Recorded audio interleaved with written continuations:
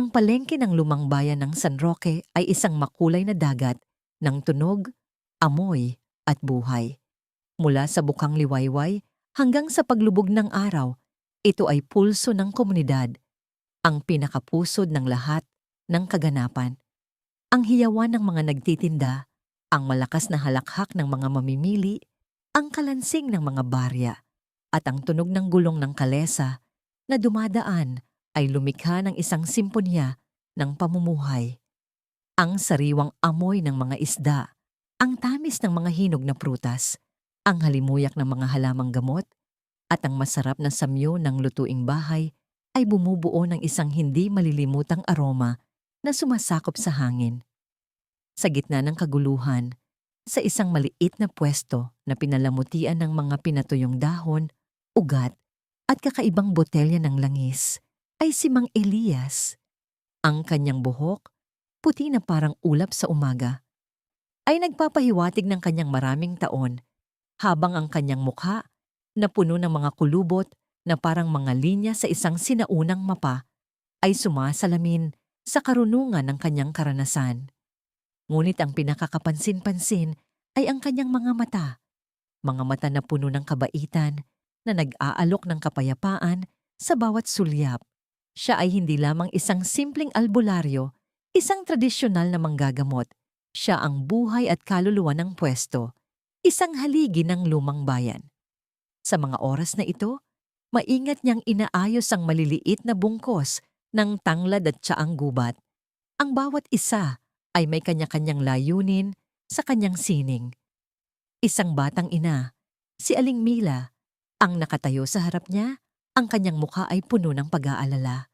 Ang kanyang anak ay nilalagnat.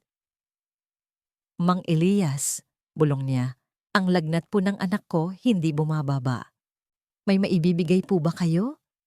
Malumanay na ngumiti si Mang Elias, tinampot ang isang kakaibang dahon, maitim na birde, at may mga maliliit na buhok.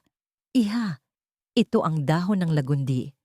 Sabi niya, ipinaliwanag ang paraan ng paggamit. Pakuluan mo ito sa malinis na tubig at ipainom mo sa kanya. Lagyan mo rin ng piga ng kalamansi para lalong bumisa. May basbas ito ng paggaling. Ang kanyang boses ay malalim at nagbibigay katiyakan, at ang kanyang mga kamay ay mahinahon na inabot ang gamot kay Aling Mila. Ngunit ang katahimikan ng sandaling iyon ay biglang nabasag. Isang malakas na tawanan at ang tunog ng mga yabag ay lumapit, na humahawak ng atensyon ng lahat. 3 kabataang turista mula sa Maynila. Ang kanilang mga kasuotan ay nakaistilo at ang kanilang mga mukha ay puno ng pagkasuklam, ay lumitaw sa gitna ng mga nagtitinda. Si Sofia, ang babaeng leader, ay may mahaba, kulay tsokolate na buhok at matatalim na mata, habang ang kanyang dalawang kasama, si Marco, malaki ang katawan, at si Denise, na abala sa kanyang cellphone, ay sumunod sa kanya. Naku, ang init-init naman dito, ang daming tao, ang baho pa. Bulong ni Sofia ng malakas, na akala mo ay walang nakakarinig. Marco, Denise, kunan niyo ko ng selfie dito para maipakita ko sa Instagram na nag-explore tayo ng, probinsya. Ngunit habang nagpa-poses sila, ang kanilang mga mata ay napadpad sa pwesto ni Mang Elias. Uy, tingnan niyo to, sabi ni Sofia na may ngiti ng panlilibak. Mukhang isang manghuhula. Mang Elias, manghuhula ka rin ba? Pwede mo ba akong hulahan? Pampakilig lang, yung mga love life ko. Inayos ni Mang Elias ang kanyang salamin. Ang kanyang mga mata ay nanatiling kalmado sa kabila ng kakulangan ng respeto sa kanyang tinig. Iha, albularyo po ako, nangagamot. Sagot niya ng mahinahon. Hindi po ako manghuhula. Ngunit ang tugon ni Sofia ay nagpakita lamang ng kanyang pagiging mapagmataas. Naku po, ang luma naman. May ganyang papala rito, napaka-primitive. Sumenyas siya sa kanyang mga kasama na nagtawanan din. Sa Maynila, may app na kami para diyan. Mas accurate pa. Look, oh, parang sinasamba pa yata nila itong matandang to. nagsimulang kumulo ang dugo ng mga tao sa palengke. Ang mga bulungan ay kumalat, ngunit walang sino man ang naglakas loob na magsalita. Ang takot sa mapagmataas na ugali ng mga turista, marahil ay galing sa kanilang yaman o koneksyon, ay mas malakas kaysa sa kanilang galit. Iha, pakiusap ni Mang Elias. Ang kanyang boses ay may bahagyang pagkabigo, ngunit nanatiling kalmado. Ang paggalang sa nakatatanda at sa tradisyon ay mahalaga. Ito ang pundasyon ng aming lumang bayan. Ngunit si Marco, na may pagkairita sa kanyang mukha, ay nagdesisyong makisali. Ano ba, Lolo? Ang dami mong sinasabi. Ang lumana ng mga ganyan, wala na sa uso. At sa isang mabilis na kilos, bahagya niyang itinulak si Mang Elias sa balikat. Ang pagtulak ay sapat lamang upang mawala ng balanse si Mang Elias. Ang kanyang kamay ay kumawala sa pagkakahawak sa isang malaking banga ng langis na panghilot, gawa pa ng kanyang yumaong ina, isang mahalagang pamana, puno ng mga nilalang na damong gamot. Ang banga ay bumagsak sa semento na naglikha ng isang malakas na tunog na bumiyak sa ingay ng palengke. Kumalat ang mamahaling langis sa sahig. Ang amoy ay matalim at puno ng kapaitan. Ay! Sigaw ni Denise, ngunit hindi ito pagkabigla, kundi tawanan. Mabilis niyang itinutok ang kanyang cellphone at kinunan ng video ang eksena. Ang kanyang mangiti ay parang nakahanap ng bagong libangan. Ang palengke ay natigilan sa isang malalim na katahimikan. Ang mga mata ng lahat ay nakatingin kay Mang Elias, na ngayon ay nakatayo doon. Ang kanyang baro ay basang-basa ng langis, ang kanyang mga kamay ay nanginginig. Hindi ito simpleng pinsala. Ito ay isang direktang insulto sa kanyang dignidad, sa kanyang sining, at sa kanyang buong pagkatao. Ngunit ang tatlong turista ay hindi nagpakita ng anumang pag-aalala. Tumawa lang sila.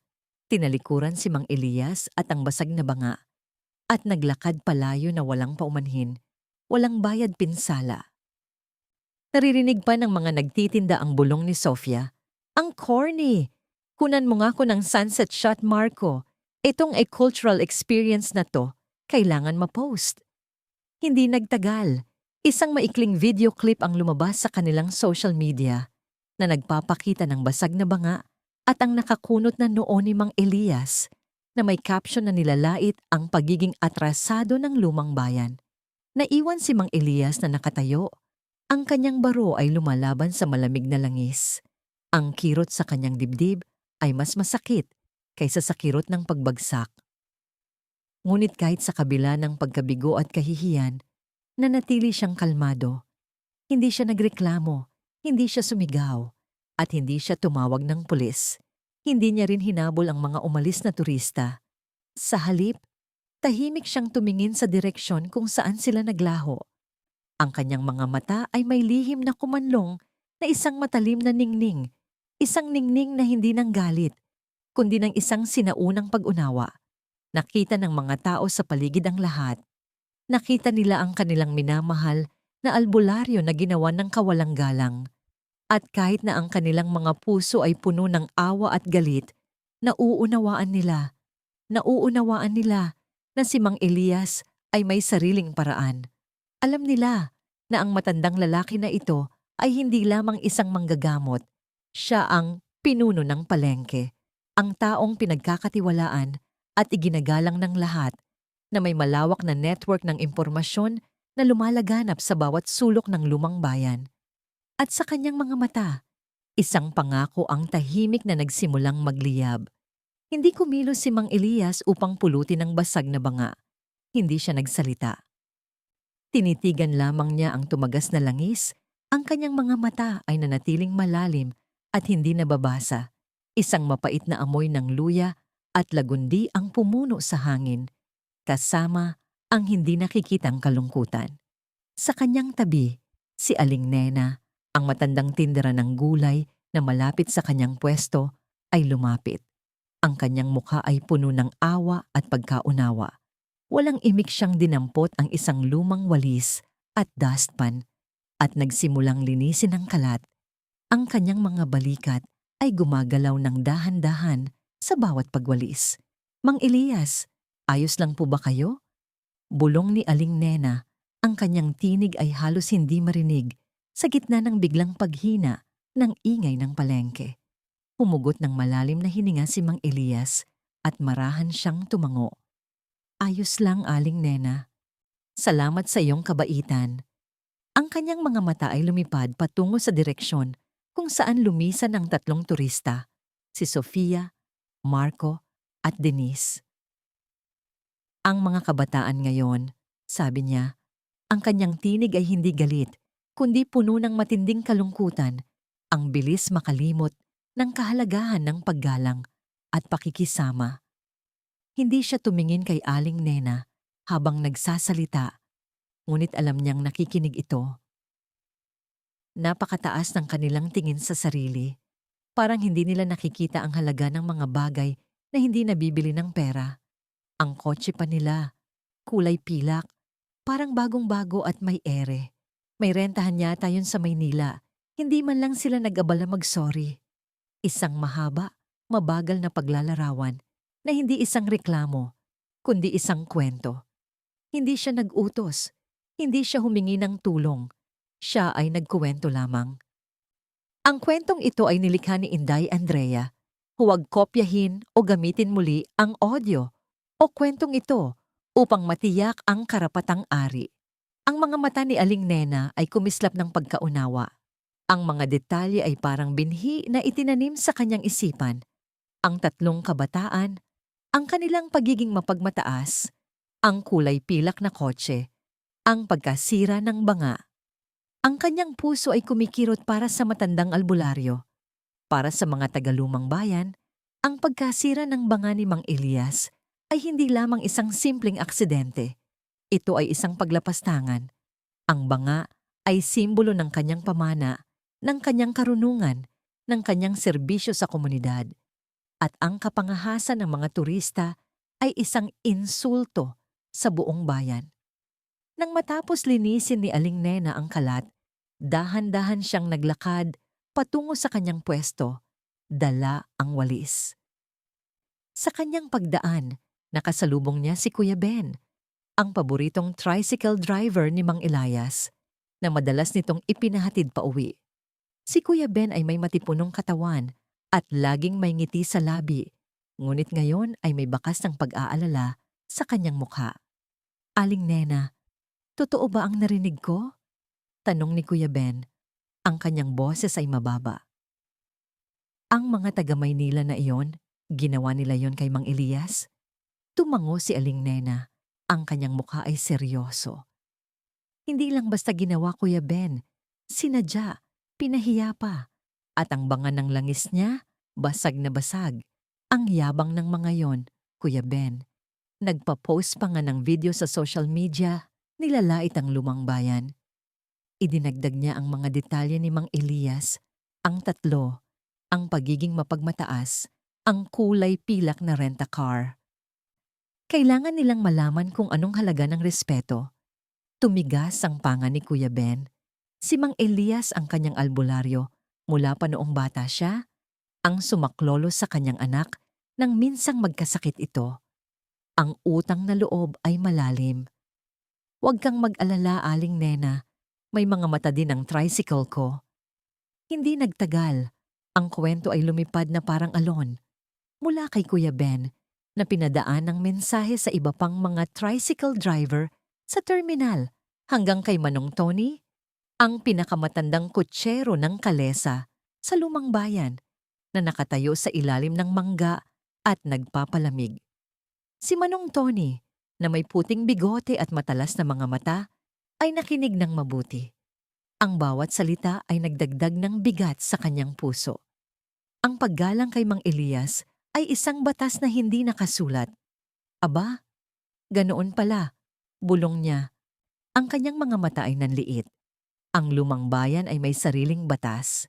At mula sa mga driver, ang kwento ay dumaloy sa sari-sari store ni Ate Marisa, kung saan nagtitipon ang mga tsismosa sa hapon. Si Ate Marisa, na hindi pinalampas ang anumang tsismis, ay kaagad na narinig ang lahat. Naku, mga inang, Narinig niyo na ba ang nangyari kay Mang Elias? Ang bawat tsismisera ay nagdagdag ng sariling kulay sa kwento. Ngunit ang esensya ay nanatili. Ang tatlong turista mula Maynila, ang kanilang pagiging bastos, ang kawalang galang, at ang kulay pilak na kotse. Ang kanilang paglalarawan ay naging isang babala, isang profile ng mga taong hindi nararapat sa kabaitan ng lumang bayan. Samantala, ang tatlong turista ay abala sa kanilang paglilibang. Walang kamalay-malay sa lumalaganap na webs ng impormasyon. Sa pagitan ng pagpost ng selfies sa harap ng mga makasaysayang simbahan at ang walang humpay na pagreklamo tungkol sa init, nagsimula silang makaranas ng mga maliliit na abala na hindi nila maintindihan. Nang gabing iyon, sinubukan ni Sofia na mag-book ng reservation sa panaderya ni Lola, isang kilalang restaurant na may mga lutuing bahay na inirerekomenda sa isang blog. "Hello po, magre-reserve po sana ako ng table para sa 3, sabi niya sa telepono. Ang kanyang tinig ay may kapangahasan. "Pasensya na po ma'am," sagot ng babaeng kausap niya. "Kasarado po kami ngayon, biglaang maintenance po."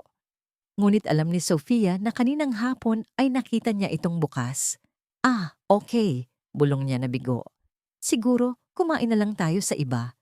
Kinabukasan, habang sinusubukan ni Marco at Denise na makahanap ng tricycle papunta sa isang museo, nakatayo sila sa gilid ng kalsada sa loob ng halos 5 minuto, ngunit walang tumitigil. Nang sa wakas ay may huminto. Ang driver, si Kuya Ben, ay nagkunwaring hindi sila nakita. Nang tawagin nila ito, "Kuya, tricycle, papunta sa museo." "Naku, pasensya na." "Sir, ma'am," sabi ni Kuya Ben. Ang kanyang noo ay nakakunot. "Nasira yata ang makina ko. Hindi ko kayo maihahatid. Maglakad na lang kayo, malapit lang naman." Ngunit alam ni Marco na ang driver ay nakakita ng isa pang turista na mas malayo at inihatid pa ito. "Ang babagal naman ng mga tricycle dito," bulong ni Marco kay Denise.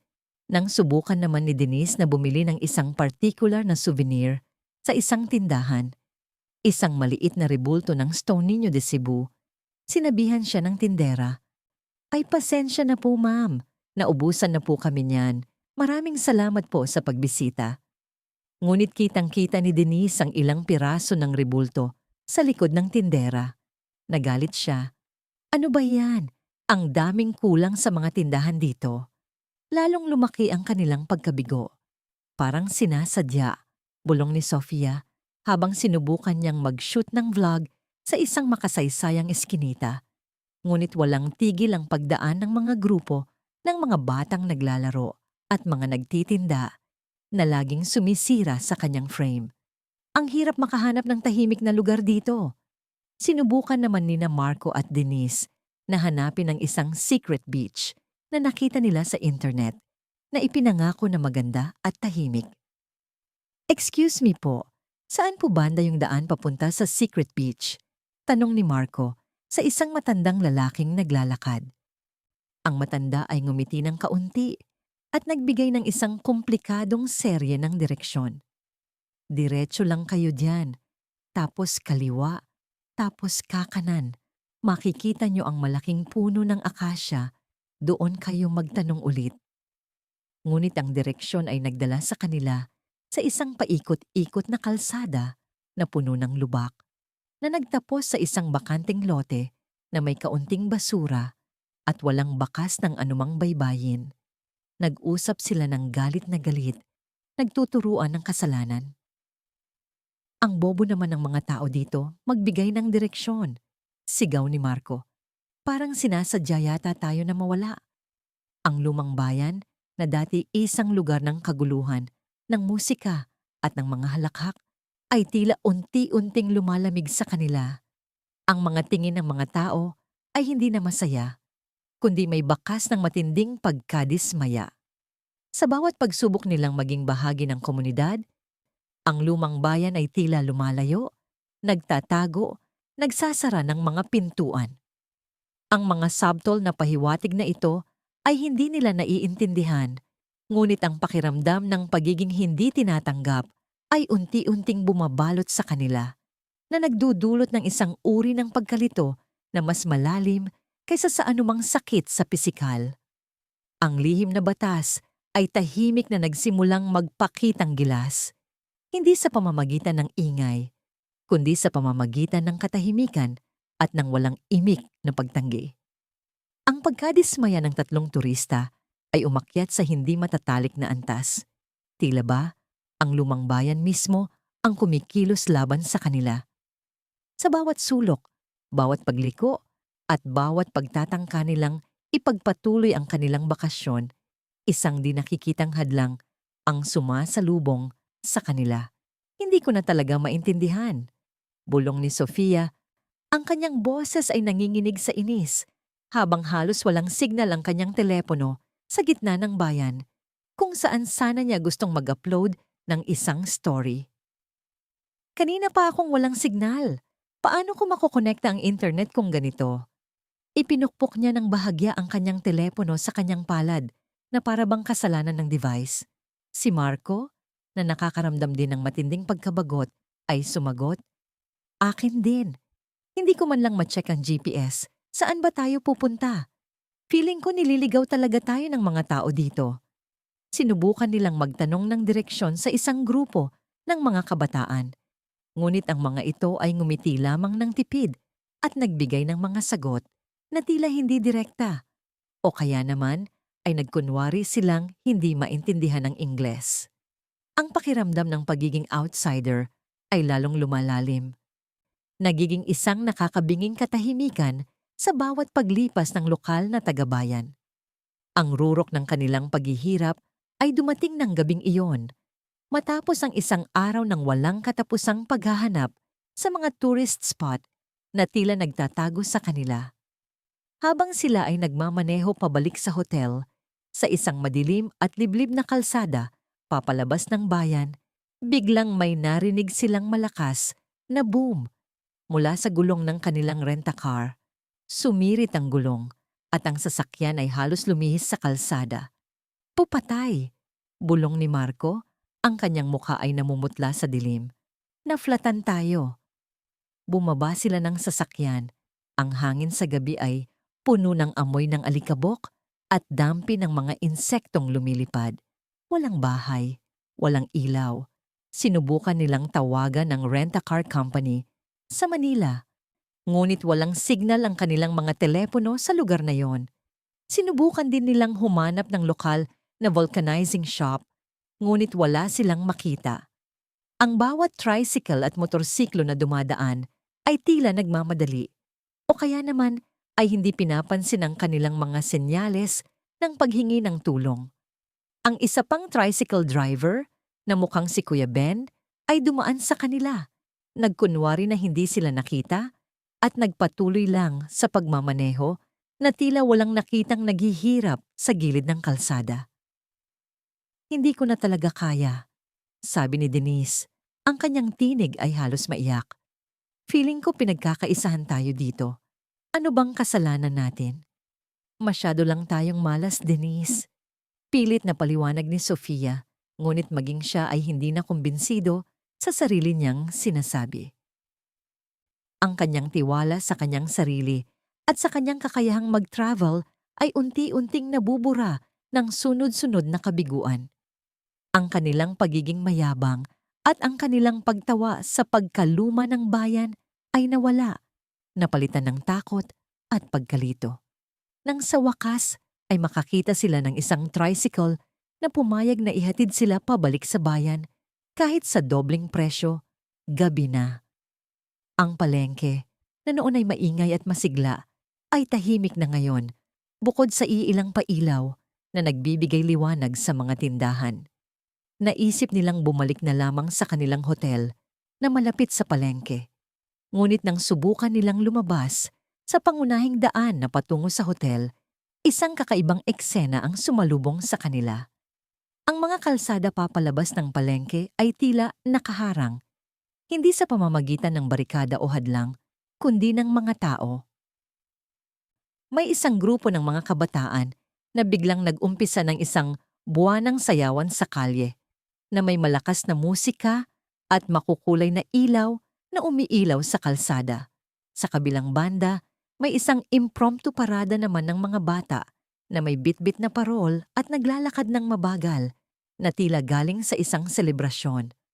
Ang mga tricycle at kalesa na karaniwan ng mabilis na dumadaan ay biglang nagtipon sa mga intersection na parabang naghihintay ng signal o pahintulot na lumilikha ng isang pader na binubuo ng mga tao at sasakyan. Isang pader na malambot ngunit hindi malalampasan. Ano na naman to? Bulong ni Sofia, ang kanyang mga mata ay nanlalaki sa pagkalito. Hindi ba dapat tahimik na rito ngayon? Ang tricycle driver na naghatid sa kanila ay bumaba at nagkunwari na kausap ang kanyang kasamahan. Hindi niya tiningnan ng tatlong turista. Tila ba walang problema sa kanyang paningin ang harang. Ang kanilang inuupahang tricycle ay naiwan sa gitna ng mga nagtitipong tao na parabang bahagi na rin ng harang na yon. Hindi nila makita ang daan palabas. Tila ba ang buong bayan ay biglang naging isang labirint na walang hangganan. Ang mga tao ay hindi agresibo.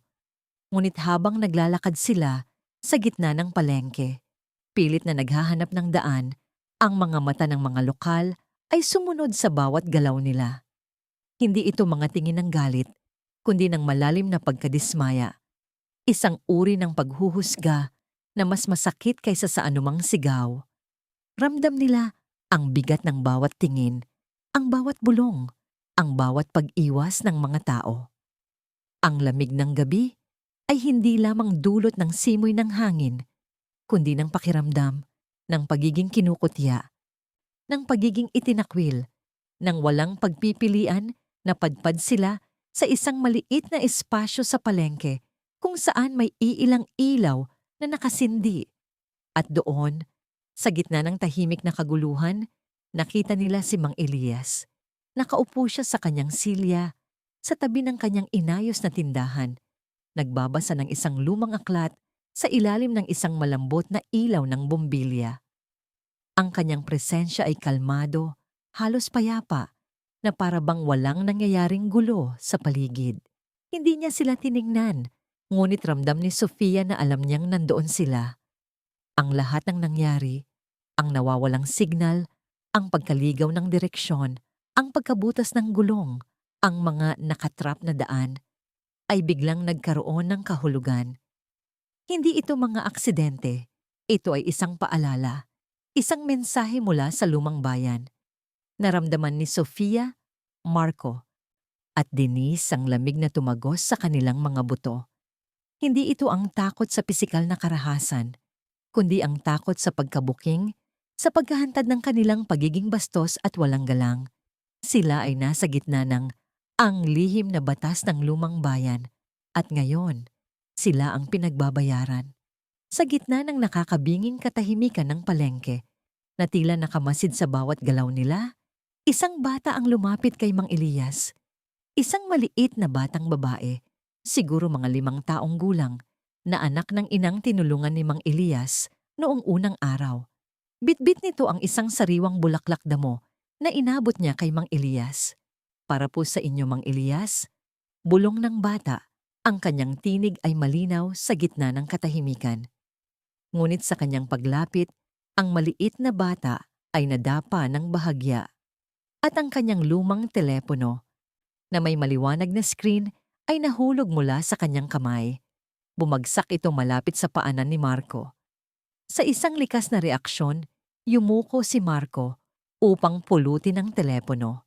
Ngunit nang hawakan niya ito, nakita niya ang larawan sa screen, isang video. Ang video na yon ay ang eksaktong footage na kinunan ni Sofia. Ang video na nagpakita kay Mang Elias, ang kanyang tindahan, at ang kanilang pagtawa ng masira ang banga ng langis. Ang video na may nakasulat na Cultural Experience Gone Wrong.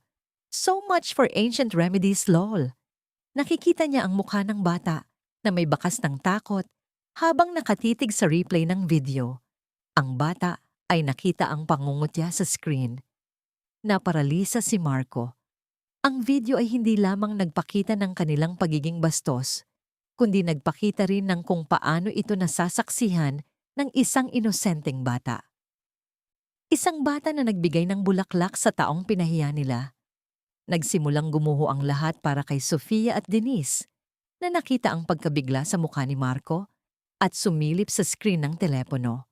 Ang nangiting pangungutya ni Sofia, ang pagtulak ni Marco, ang pagtawa ni Denise, lahat ay bumalik sa kanila na parang isang malakas na sampal. Ang kanilang maling akala na sila ang nakakataas, ang mga sibilisado, ay biglang nawala. Sa mata ng lumang bayan, sila ay hindi lamang mga turista. Sila ay mga nang-aapi at ang kanilang ginawa ay hindi maitatago. Ang kanilang mundo ay bumagsak at sa wakas, nakita nila ang buong lawak ng pinsala na kanilang ginawa. Ang maliit na screen ng telepono ay tila naging isang malaking salamin, sumasalamin sa lahat ng kanilang kasalanan, kanilang pagmamataas, at ang mapanuksong ngiti ni Sofia. Nakita ni Marco ang replay ng video, ang nakasulat na "Cultural Experience Gone Wrong. So much for ancient remedies, lol?" At ang takot sa mukha ng bata na nakatitig dito. Ang inosenteng mukha na yon, na kani-kanina lang ay buong galang na nag-abot ng bulaklak kay Mang Elias. Ngayon ay tila nagtatanong, bakit nyo ginawa iyon? Hindi na lang ito tungkol sa isang matanda. Ito ay tungkol sa isang komunidad, sa isang kultura, at sa mga inosenteng mata na nakasaksi sa kanilang paglapastangan. Ang pagkabigla ay kumalat sa kanilang tatlo. Si Sofia at Denise, na nakasaksi sa pagbabago ng kulay ng mukha ni Marco at sumilip sa screen, ay nawala ng lakas. Ang tawa ni Denise, ang tulak ni Marco, ang mapanuksong mga salita ni Sofia, lahat ay bumalik sa kanila na parang mga malalakas na sampal. Hindi sa pisikal, kundi sa pinakaloob ng kanilang kaluluwa. Ang kanilang pagiging superior, ang kanilang paniniwalang sila ang sibilisado, ay biglang bumagsak. Sa mga mata ng lumang bayan, hindi sila basta turista. Sila ay mga nambubuli at ang kanilang gawa ay hindi kailanman maitatago. Ang kanilang mundo ay gumuho at sa wakas, nakita nila ang buong lawak ng pinsalang kanilang idinulot. Ang palengke ay tahimik, ngunit ang katahimikan na iyon ay mas nakakabingi kaysa sa anumang ingay. Ang mga mata ng mga lokal na nakapalibot sa kanila, na kanina ay puno ng pagkadismaya, ay tila naghihintay. Naghihintay ng kung ano ang susunod nilang gagawin. Si Sofia ang unang kumilos. Ang kanyang mga paa ay mabigat. Tila ba bawat hakbang ay may nakatali na bato. Ngunit siya ay lumakad, dahan-dahan, patungo kay Mang Elias. Si Marco at Denise ay sumunod. Ang kanilang mga balikat ay nakayuko. Ang kanilang mga tingin ay nakatutok sa lupa. Walang bakas ng pagmamataas o pagiging superior sa kanilang mga mukha. Puro pagsisisi, takot, at kahihiyan ng kanilang nararamdaman. Kung gusto mong makinig sa mga kwentong nilikha ni Inday Andrea, mag-comment lang po. Nang makalapit sila kay Mang Elias, si Sofia ay lumuhod ng bahagya.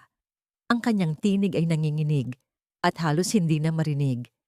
Mang Elias, simula niya, ang bawat salita ay may dalang bigat ng kanyang pagsisisi. Papatawarin po ninyo kami. Ang kanyang mga mata ay puno ng luha, hindi na dahil sa inis o galit, kundi dahil sa pagkapahiya at pagtalos sa kanyang maling ginawa. Hindi lang po sa banga na nabasag, Mang Elias. Papatawarin niyo po kami sa kawalan ng respeto, sa inyo, sa inyong palengke, at sa buong kultura ng lumang bayan. Ang mga salitang iyon ay totoo at nagmula sa kaibuturan ng kanyang puso. Ito ay hindi lamang isang paghingi ng tawad dahil sa parusa na kanilang natanggap, kundi isang tunay na pagkilala sa kanilang kamalian. Si Marco at Denise ay yumuko rin. Halos yumukod hanggang sa lumapat ang kanilang mga noo sa kanilang mga tuhod. Isang senyales ng lubos na paggalang at pagsisisi. Patawad po, Mang Elias, sabay nilang sabi. Ang kanilang mga tinig ay halos bulong. Hindi na sila nagpaliwanag dahil alam nilang walang paliwanag ang makapagpapawalang bisa sa kanilang ginawa. Ang mga tao sa paligid ay nanatiling tahimik, nakamasid sa eksena. Hindi sila nagalit, ngunit hindi rin sila nagbigay ng anumang senyales ng pagtanggap. Ang desisyon ay nasa kamay ni Mang Elias. Si Mang Elias, na kanina ay tahimik na nakaupo, ay dahan-dahang itinaas ang kanyang tingin. Ang kanyang mga mata ay puno pa rin ng kabaitan, ngunit mayroon ding isang uri ng matamis na pagkaunawa. Hindi niya sila tiningnan ng may galit, kundi ng may pagkaunawa sa kanilang pagkabigo. Ang banga, simula niya. Ang kanyang boses ay kalmado at malambing, ay mababasag at mapapalitan, ngunit ang respeto, iyon ang hindi madaling ayusin kapag nasira. Tumingin siya sa kanilang mga mukha na puno ng luha. Nakita ninyo ang lumang bayan, ngunit hindi ninyo ito naintindihan. Ang bawat damo, bawat bato, bawat ngiti ng bawat tao dito ay may kwento, may halaga. At ang halaga na iyon ay hindi kayang bilhin ng salapi. Alam po namin, Mang Elias, sabi ni Sofia, pinunasan ang kanyang mga luha. Gusto po naming bumawi. Magkano po ang halaga ng banga? Babayaran po namin ng 10 beses.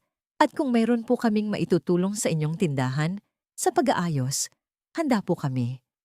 Opo, Mang Elias. Dagdag ni Marco. Gusto rin po namin bilhin lahat ng inyong gamot. Hindi lang para bumawi, kundi para makita rin po namin ang halaga ng inyong mga pinaghirapan. Ang kanilang mga alok ay nagpakita ng isang tunay na pagbabago. Hindi na lamang ito isang pagpapakita ng yaman, kundi isang pagkilala sa halaga ng gawa ni Mang Elias at ng kanyang komunidad. Ngunit ang hindi inaasahan ni Mang Elias ay ang ginawa ni Sofia. Kinuha niya ang kanyang telepono, ang kanyang kamay, ay nanginginig pa rin. Sa harap ng lahat, binuksan niya ang kanyang social media at walang pag-aalinlangan na binuraa ang video na naglalaman ng kanyang pangungutya. Pagkatapos, sa halip na umalis, sinimulan niyang mag-type. Ang mga daliri niya ay nagmamadali, nagsusulat ng isang mensahe na nagmula sa kanyang puso. Isang taos-pusong paghingi ng tawad sa Mang Elias ng lumang bayan ng San Roque at sa buong komunidad. Nagkamali po ako sa paglapastangan ko sa inyong kultura, sa inyong mga paniniwala at sa inyong mga tao. Ako po ay lubos na nagsisisi. Ang tunay na kayamanan ng lugar na ito ay hindi sa nakikita ng mata, kundi sa puso at sa diwa ng mga naninirahan dito. Ang katatagan, pagkakaisa at kabutihan ng mga tagalumang bayan ay isang aral na hinding-hindi ko makakalimutan. Salamat sa pagtuturo sa akin ng tunay na kahulugan ng respeto. Pinahangan ninyo ako at marami akong natutunan. Sorry po ulit, Mang Elias, at sa lahat ng mga taga San Roque. Nang matapos niyang i-post ang mensahe, tiningnan niya si Mang Elias. Ang kanyang mga mata ay nagbabakasakali ng pag-asa. Isang matamis at malalim ng ngiti ang sumilay sa labi ni Mang Elias. Hindi niya kailangan ng 10 beses na bayad o ang pagbili ng lahat ng kanyang gamot. Ang pagbabago sa puso ng mga kabataan, ang pagkilala sa kanilang kamalian, at ang paghingi ng tawad na may paggalang. Iyon ang kanyang tunay na gantimpala. Ang pakikisama, sabi niya. Ang kanyang tinig ay malambing at puno ng karunungan. Ay ang pagtutulungan, ang pag-unawa sa isa't isa, ang pagiging bahagi ng isang komunidad, at ang paggalang. Iyan ang pundasyon ng lahat. Hindi lang sa matatanda, kundi sa bawat nilalang, sa bawat tradisyon at sa bawat kalikasan. Iyan ang batas ng lumang bayan, hindi nakasulat. Ngunit ramdam ng bawat isa. Kinuha ni Mang Elias ang isang maliit na supot na naglalaman ng pinatuyong dahon ng tanglad at kamias at inabot ito kay Sofia. Ito ay para sa iyo, Hija, sabi niya. Pampakalma ng loob, pampagaling ng kaluluwa. Tandaan, sa bawat aral na natutunan, may bagong pag-asa na sisibol. Ito ay hindi lamang isang simpleng gamot, kundi isang sagisag ng kapatawaran ng pagpapagaling at ng pangalawang pagkakataon. Tila isang hudyat, ang pader ng mga tao sa paligid ay dahan-dahang lumuwag. Ang mga kabataang sumasayaw ay huminto. Ang mga batang nagpapara sa kanilang mga parol ay umuwi. Ang mga tricycle at kalesa na kanina ay nakaharang sa kalsada ay biglang umusad. Tila ba nagkaroon ng sariling buhay? At pagkatapos, lumitaw si Kuya Ben. Ang tricycle driver na kanina ay nagkunwaring hindi sila nakita. Kasama si Manong Tony, ang kalesa driver. Ngayon, ang kanilang mga mukha ay puno ng pagkakaibigan. Mang Elias, sabi ni Kuya Ben, hatid ko na po sila sa kanilang hotel. Libre na po. Opo, Mang Elias, dagdag ni Manong Tony. Kailangan po ng mga kabataan na ito ng malinis na hangin sa pag-uwi. Ang alok ay hindi lang paghatid. Ito ay isang paanyaya, isang senyales ng pagtanggap, pabalik sa komunidad, sa oras na ipinakita nila ang kanilang paggalang. Sumakay ang 3 turista, ang kanilang mga puso ay puno ng iba't ibang emosyon. Hindi na ito takot, kundi isang uri ng kapayapaan na sinamahan ng malalim na pagkaunawa. Ang kwento tungkol sa ang lihim na batas ng lumang bayan at ang batas ng respeto ay kumalat, hindi sa pamamagitan ng mga tsismis, kundi sa pamamagitan ng mga kuro-kuro at mga sulyap, na naging isang tahimik ngunit makapangyarihang babala para sa sinumang mangahas na lumapastangan. Ito ay isang patunay na ang tunay na kapangyarihan ay hindi matatagpuan sa yaman o katayuan sa lipunan, kundi sa pagkakaisa, paggalang at karunungan ng isang komunidad. Si Mang Elias ay bumalik sa kanyang payak na buhay, patuloy na nagpapagaling at nagbibigay ng payo, ngunit ang kanyang posisyon bilang tagapangalaga ng espiritu ng lumang bayan ay lalo pang tumibay. Ang kanyang pagiging albularyo ay hindi lamang tungkol sa pagpapagaling ng sakit ng katawan, kundi pati na rin sa pagpapagaling ng kaluluwa, ng mga nasirang relasyon at ng mga nawawalang paggalang.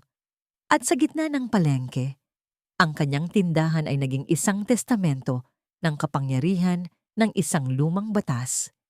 Isang batas na nagpapaalala na ang lahat ay konektado at ang respeto ay ang pinakamalakas na gamot sa lahat.